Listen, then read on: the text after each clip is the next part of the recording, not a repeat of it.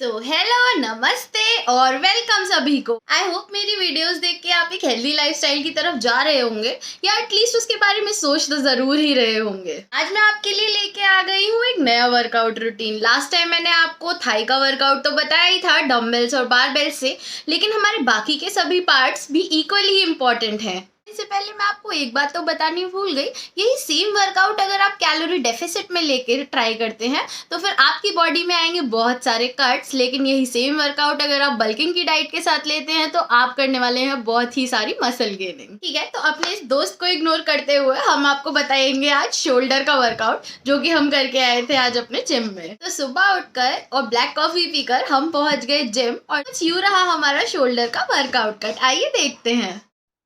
ये थी एक्सरसाइजेस और ये थे नंबर ऑफ सेट्स जो मैंने किए थे।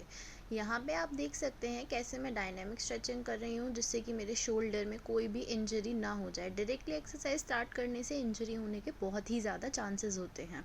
यहाँ पे आप देख सकते हैं कैसे मैं शोल्डर्स को सर्कुलर मूवमेंट दे रही हूँ और यहाँ पे लेटरल रेजेस को हाथ से करने की कोशिश कर रही हूँ बिना किसी वेट के, यानी कि बॉडी वेट के साथ। साइड पोज से आप चेक कर सकते हैं कि किस तरीके से आपको अपने हाथ स्टिफ रखने हैं।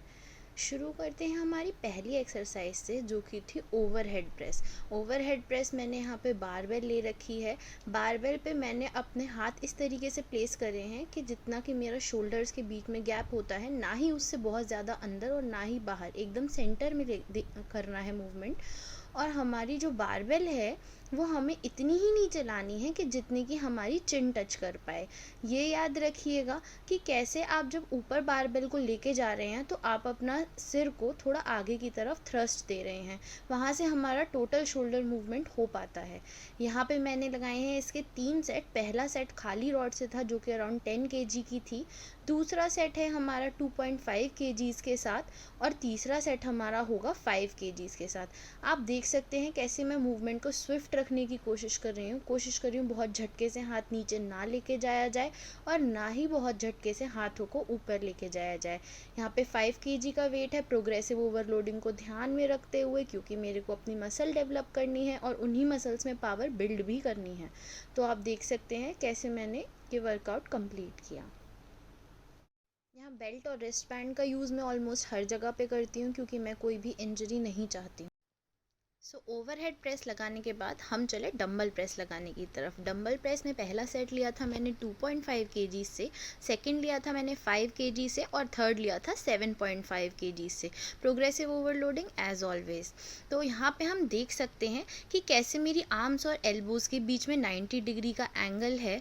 मैंने अपने डंबल्स को इस तरीके से पकड़ा हुआ है कि मेरे डंबल का आगे वाला जो एरिया है वो मेरे कानों की सीध में है, यानी कि टिल्टेड मैंने डंबल पकड़े हुए हैं। और ऊपर ले जाते समय मैं इस बात का ध्यान रखूंगी कि मैं बिल्कुल सिर के ऊपर डंबल नहीं लेके जा रही हूँ, बल्कि कह सकते हैं कि अपनी नाक की सीध में डंबल को लेके जा रही हूँ। यानी कि ऊपर की तरफ जब वो जाएंगे तो वो मेरी नाक से अलाइंड होंगे, क्योंकि हमें यहाँ पे इम्पैक्ट चाहिए शोल्डर पे, ना कि हमारे ट्रैप्स पे और बैक के किसी भी पोर्शन पे।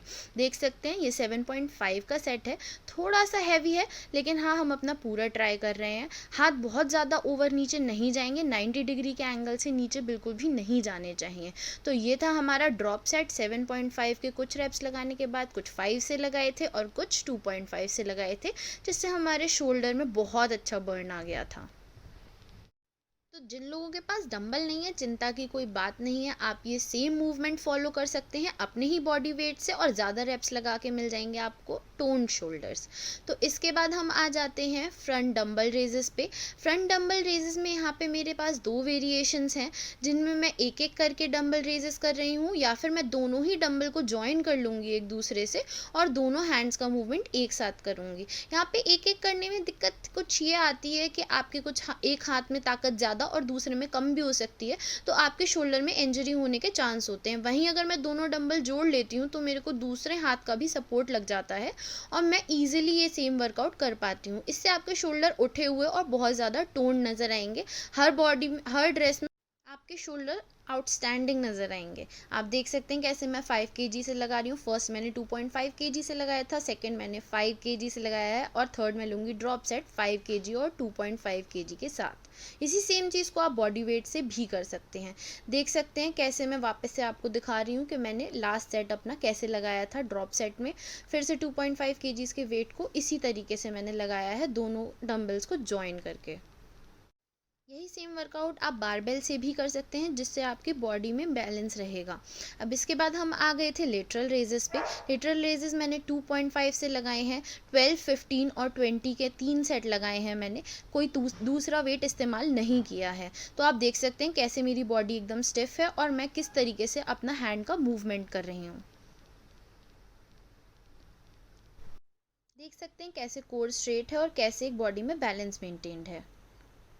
इसके बाद हम आ गए थे श्रग्स पे। श्रग्स मैंने लगाए थे डंबल से, इनको हम प्लेट से भी लगा सकते हैं लेकिन मैंने तो डंबल ही प्रेफर करे थे। तो 7.5 kg से मैंने 20-20 के 4 सेट्स लगाए थे और इसी के साथ हमने कर दिया था अपना शोल्डर का वर्कआउट कंप्लीट। और इस वर्कआउट के बाद बॉडी का पंप बहुत ही अच्छा था, यानी कि शोल्डर मेरे को अलग ही नज़र आ रहे थे।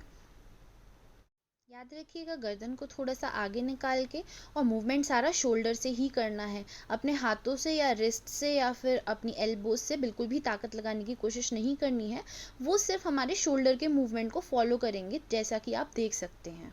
इसके बाद मैंने एब्स के लिए लगाए थे hanging leg raises. Hanging leg raises के भी मैंने लगाए थे 3 सेट जिसमें कि मैंने 10, 12 और 15 रेप्स कंप्लीट करे थे। इसके बाद हम आ जाते हैं स्किपिंग पे, जो कि हमारे कार्डियो पोर्शन में था। स्किपिंग मैं अराउंड 500 करती हूँ। 500 स्किपिंग करने के बाद मैंने करी थी 5 मिनट ट्रेडमिल पे वॉकिंग और ब्रिस्क वॉकिंग और उसके बाद मैं चली गई थी घर। अब आप मेरे को बताइए आपको ये वर्कआउट कैसा लगा, क्या ये इनकम्प्लीट है, क्या ये कंप्लीट है, और आपको भी अगर कोई एक्सरसाइज जाननी हो तो मेरे को कमेंट करके ज़रूर बताइएगा।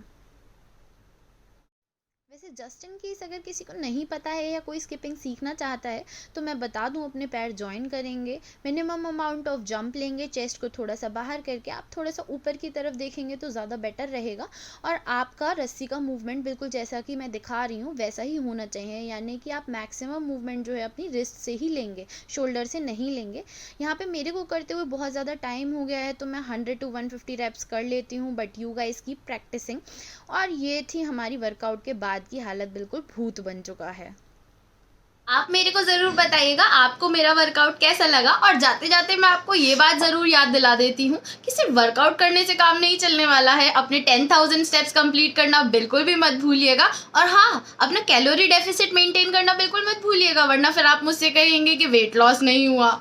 में प्रोटीन इंटेक रखना ज़रूरी है और मेरे सजेशन के हिसाब से आप अपने बॉडी वेट के 1 ग्राम के इक्विवेलेंट प्रोटीन ले सकते हैं। फॉर एग्जांपल मेरा बॉडी वेट अगर 60 है तो मैं 60 ग्राम्स ऑफ प्रोटीन इंटेक करने का एटलीस्ट 1 डे में ट्राई करूंगी। तो अगर आपको मेरी एक्सरसाइज अच्छी लगी हो और पसंद आई हो तो आप मेरी वीडियो को लाइक, शेयर, कमेंट और सब्सक्राइब करना बिल्कुल भी मत भूलिएगा।